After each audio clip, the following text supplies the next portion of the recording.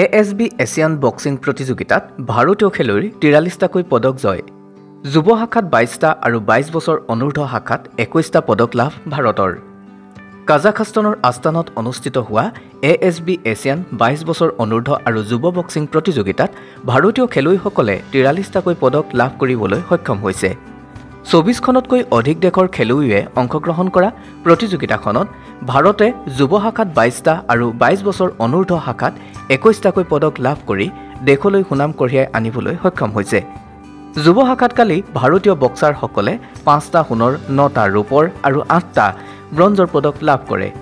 পুৰুষৰ 48 কেজি ফাইনেলত ভাৰতৰ ব্ৰিজেছে তাজিকিস্তানৰ মুনিনুভ মুইনখুজাৰৰ বিৰুদ্ধে 5-0 ফলাফলত জয়লাভ কৰি প্ৰতিযোগিতাৰ প্ৰথমটো সোণৰ পদক অৰ্জন কৰে।